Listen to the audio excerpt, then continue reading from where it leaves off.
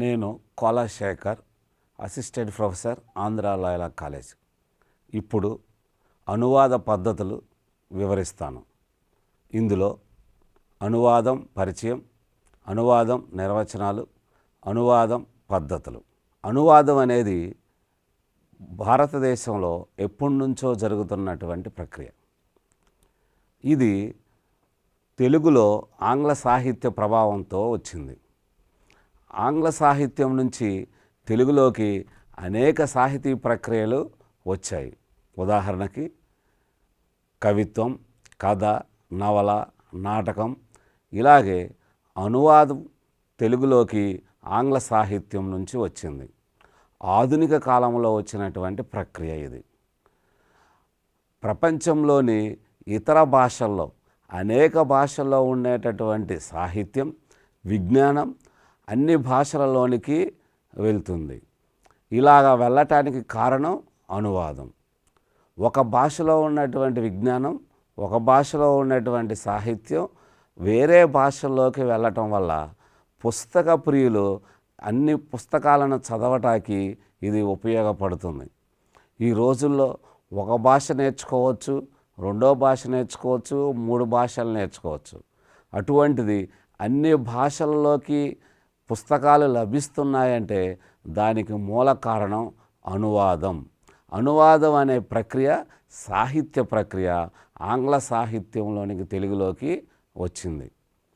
Translation English పదం, తెలుగులో అనువాదం అంటున్నాం. ఇంతకుముందు తర్జుమా, లిప్యంతరీకరణ అనేవాళ్ళు. ట్రాన్స్లేటర్ అనే పదం మనకు లేదు, ఇంటర్ప్రెటర్ అనే పదం ఉంది. ఇంటర్ప్రెటర్ని కూడా మనం తెలుగులో అనువాదం అంటున్నాం, అనువాదకుడు అంటున్నాం. అయితే ఇంతకుముందు 18వ శతాబ్దంలో బుసీ దొర ఉన్నప్పుడు లక్ష్మయ్య అనే అతనికి ఆంగ్లము, తెలుగు భాషల పరిజ్ఞానం ఉంది. బుసీ దొర గారికి ఆంగ్లంలోంచి తెలుగులోకి అనువాదం చేయటానికి ఇతన్ని ఉపయోగించుకున్నారు. అప్పటి నుంచి అతన్ని దుబాసి లక్ష్మయ్య అంటూ ఉండేవాళ్ళు. అనువాదం సంబంధించినటువంటి ప్రపంచంలోనే మొట్టమొదటి పుస్తకం అలెగ్జాండర్ రాశాడు. Essay on the principle of translation 1991లో ఇది రచించబడింది. అనువాదం నిర్వచనాలు. తెలుగు వ్యాకరణకర్తలు శబ్దరత్నాకరం, ఆంధ్రదీపిక, ఆంధ్రవాచస్మతి, వావిళ్ళ నిఘంటు వాళ్ళు ఇచ్చినటువంటి నిర్వచనం. ఒకరు చెప్పిన దానిని మరలా చెప్పుట. ఒకరు చెప్పిన దాన్ని మరలా చెప్పటాన్నే అనువాదంగా ఈ శబ్దరత్నాకరం, ఆంధ్రదీపిక మొదలైనటువంటి నిఘంటువులు అనువాదాన్ని నిర్వచించాయి. ఆంగ్లంలో కెట్ఫోర్డ్ అని ఆయన నిర్వచనం ఇచ్చాడు. ఒక భాషలో ఉండేటువంటి విషయ పాఠవాన్ని మరో భాషలోనే సమానార్థక విషయ పాఠవంగా మార్చడాన్నే అనువాదం అన్నాడు. కిట్ఫోర్డ్ చెప్పినటువంటి ఈ నిర్వచనం ఎక్కువ మంది భాషా శాస్త్రవేత్తలకి అంగీకారం అయ్యింది. ఇందుట్లో 3 విషయాలు ఉన్నాయి.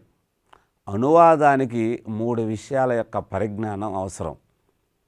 మూల విషయం, మూల భాష, లక్ష్య భాష. అనువాదం చేయటానికి ఈ 3 అంశాలు ఎంత గొప్ప పరిజ్ఞానం కలిగి ఉంటాయో ఈ 3 విషయాల్లో అంత గొప్పగా అనువాదం చేయగలుగుతారు. అందుట్లో మూల భాష, మూల విషయం. ఉదాహరణకి భారతం మహాకావ్యం ఉంది. సంస్కృతంలో నుంచి తెలుగు భాషలోనికి వచ్చింది. సంస్కృతం మూల భాష అవుతుంది, తెలుగు లక్ష్య భాష అవుతుంది. ఈ భారతం కావ్యంలోని మొత్తం కథని మూల విషయం అంటారు. ఈ 3 విషయాల మీద అనువాదకుడికి ఎంత పరిజ్ఞానం ఉంటే ఆ అనువాదం అంత గొప్పగా వస్తుంది. ఇక అనువాద పద్ధతుల గురించి ఇప్పుడు తెలుసుకుందాం. అనువాద పద్ధతులు 6 రకాలుగా ఉన్నాయి. అనువాద పద్ధతులు 6 రకాలు. అందుట్లో మొదటిది మూల విధేయ అనువాదం.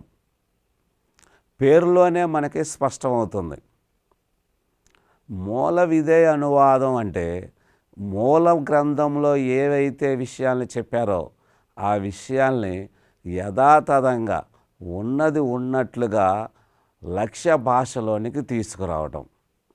ఉదాహరణకి ఇంగ్లీషులో నుంచి తెలుగులోకి మనం అనువాదం చేస్తున్నప్పుడు ఇంగ్లీషు గ్రంథంలో ఉన్నటువంటి విషయాన్ని యథాతథంగా తెలుగు భాషలోనికి తీసుకురావటం. ఈ అనువాద పద్ధతిలో అనువాద రచయితకి స్వేచ్ఛ చాలా తక్కువ అంటం కన్నా అసలు ఉండదు.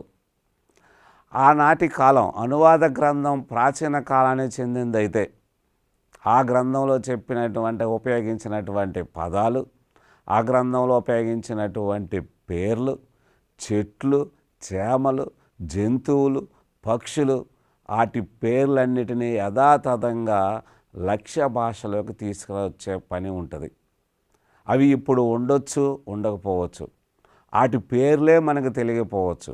అయితే అనువాదకుడు వాటిని పరిశీలించి, పరిశోధించి, అన్వేషించి వాటన్నిటినీ యథాతథంగా లక్ష్య భాషలోకి తీసుకురావాల్సి ఉంటుంది. ఇది ఒక క్లిష్టమైనటువంటి సమస్య. ఉదాహరణకి పారసీ భాషలో ఉన్నటువంటి రుబాయిలను అనేక మంది తెలుగులోనికి అనువాదం చేశారు.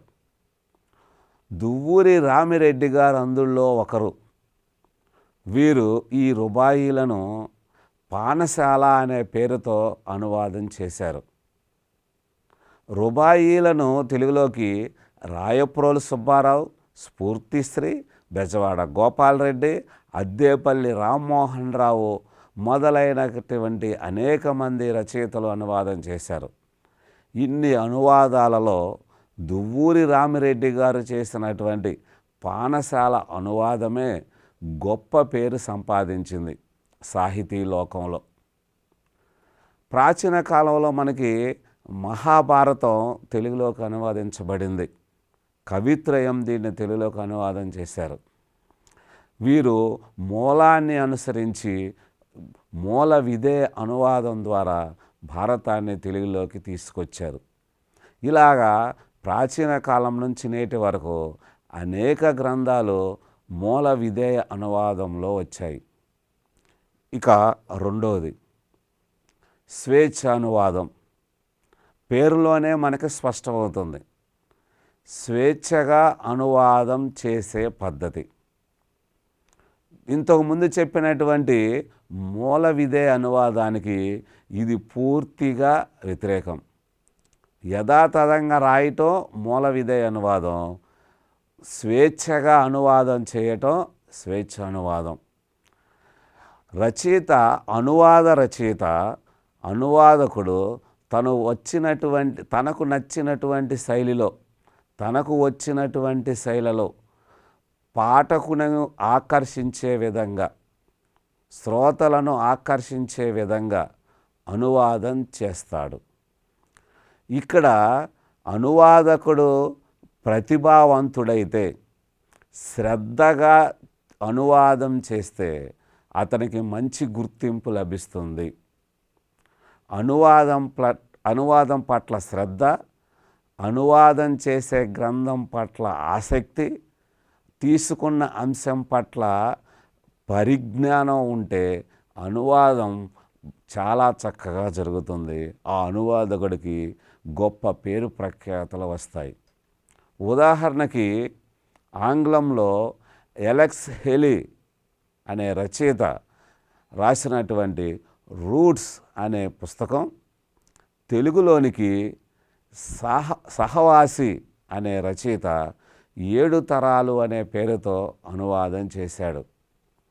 ఈ సహవాసి రాసినటువంటి 7 తరాల పుస్తకం ఆంగ్ల రచయిత రాసినటువంటి రూట్స్ కన్నా తెలుగులో ఎంతో గొప్ప ఆదరణ పొందింది. అనువాదకుడు ప్రతిభావంతుడైతే అనువాదం చాలా గొప్పగా వస్తుంది అనటానికి ఇది ఒక ఉదాహరణ.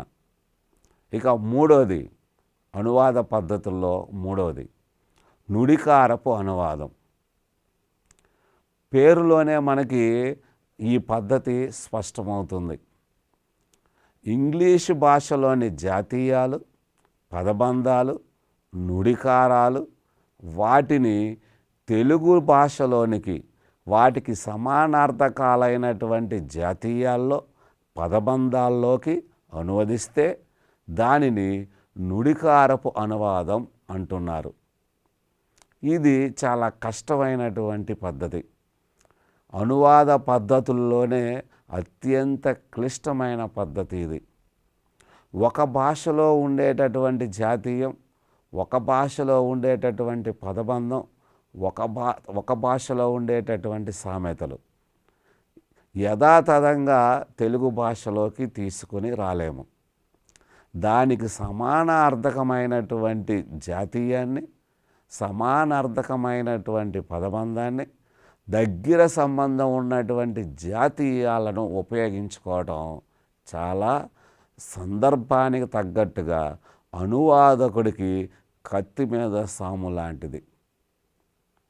అనువాదకుడికి ఇక్కడ రెండు భాషల మీద అత్యంతమైనటువంటి పరిజ్ఞానం ఉండాలి. ఇంగ్లీషు భాషలో ఉండేటటువంటి జాతీయాలు, పదబంధాలు, నుడికారాల మీద పట్టు కలిగి ఉండాలి. తెలుగు భాషలోని జాతీయాలు, సామెతలు, పదబంధాల మీద పట్టు కలిగి ఉండాలి. అప్పుడే ఆ అనువాదం స్వేచ్ఛగా జరుగుతుంది. అప్పుడే ఆ అనువాదం చక్కగా జరుగుతుంది. ఉదాహరణకి ఒక సామెత చూద్దాం. అరిచే కుక్క కరవదు. ఇది తెలుగులో ప్రసిద్ధి చెందినటువంటి సామెత. దీని అనువాదం తెలుగులోకి the barking dog never bites. అలాగే తెలుగులో ఒక జాతీయం ఉంది. ఇంగ్లీష్లో హెయిర్ ఆయిల్ అనే పదం ఉంది. హెయిర్ ఆయిల్ అనే పదం మనం అందరం ఉపయోగిస్తూ ఉన్నాం. దాన్ని అనువాదం చేయాల్సి వస్తే వెంట్రుకల నూనె అని అనువాదం అవుతుంది వాచ్యార్థమైతే. అది మనం ఆ పదాన్ని మనం ఉపయోగించట్ల. తల నూనె అనే పదం సరైనటువంటి అనువాదం. తలనూనె అనే పదం తెలుగువారి నుడికారం. ఇలాగా నుడికారపు అనువాదం చాలా చక్కగా చేయొచ్చు. మరో అనువాద పద్ధతి నాలుగవది యాంత్రిక అనువాదం లేదా కంప్యూటరీకరణ అనువాదం. ప్రపంచీకరణ నేపథ్యంలో కంప్యూటర్ ద్వారా కంప్యూటర్ మానవ నిత్య జీవితంలోకి ఒక భాగం అయ్యింది. మానవ నిత్య జీవితంలో కంప్యూటర్ ఒక భాగం అయ్యింది. కంప్యూటర్ సహాయంతో చేసేటటువంటి అనువాదాన్ని కంప్యూటరీకరణ అనువాదం అంటున్నారు. కంప్యూటర్లోని ప్రోగ్రామ్ని నిఘంటువుతో అనుసంధానం చేయటం వల్ల ఈ అనువాద పద్ధతి జరుగుతుంది. అయితే ఇక్కడ ఒక సమస్య ఉంది.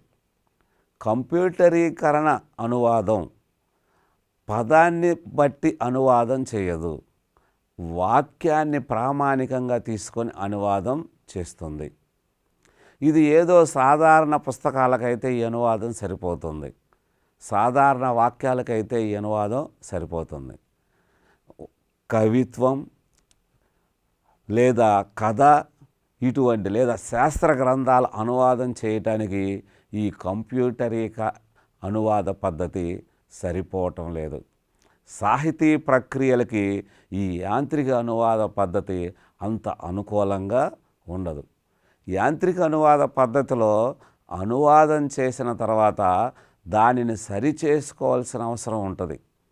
కాబట్టి కొంతవరకు ఈ అనువాద ప్రక్రియ ఉపయోగకరంగా ఉన్నా ఆధునిక కాలంలో దీన్ని ఎక్కువగా ఉపయోగిస్తున్నప్పటికీ సాహితీ ప్రక్రియలకి ఈ అనువాదం అంత అనుకూలమైనదిగా కనిపించటం లేదు. ఐదవది సాహితీ ప్రక్రియల అనువాదం. అనువాద పద్ధతులన్నింటిలో కల్లా చాలా క్లిష్టమైనటువంటి పద్ధతి.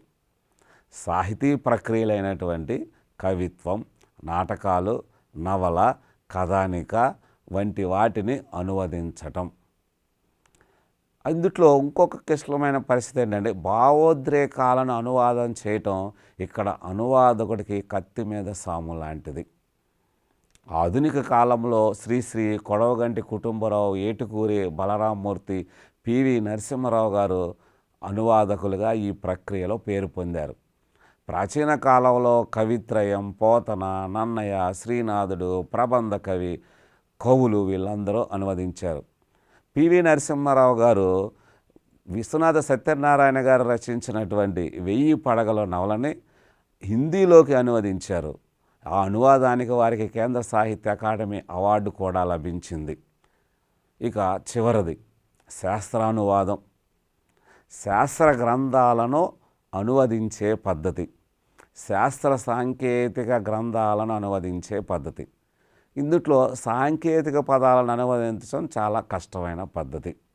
సమాంతర పదాలు ఉపయోగించుకోవచ్చు, లిప్యాంతరీకరణ చేస్తే బాగుంటుంది. ఇంకా ఇవే కాకుండా వ్యాపారపరమైన అనువాదం, పరిపాలన సంబంధమైన అనువాదం, వ్యాకరణ అనువాదం, కోశానువాదం, ధ్వనిశాస్త్ర అనువాదం, న్యాయశాస్త్ర అనువాదం మొదలైనటువంటి అనువాద పద్ధతులు కూడా ఉన్నాయి. చివరిగా ముగింపు, 6 రకాలైనటువంటి అనువాద పద్ధతుల్లో అనువాదకుడు తన రచనకి, తన ఇష్టానికి అనుకూలమైన పద్ధతిని ఎంచుకొని అనువాదం చేయటం చాలా మంచి పద్ధతి.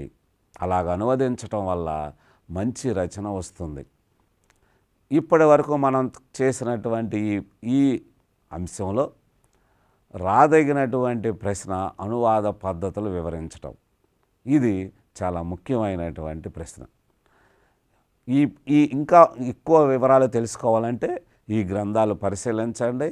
ఈ లింకుల ద్వారా సమాచారాన్ని సేకరించండి. మిగిలిన ఏవైనా సందేహాలు ఉంటే కామెంట్ బాక్స్లో కామెంట్ చేయండి. నమస్కారం.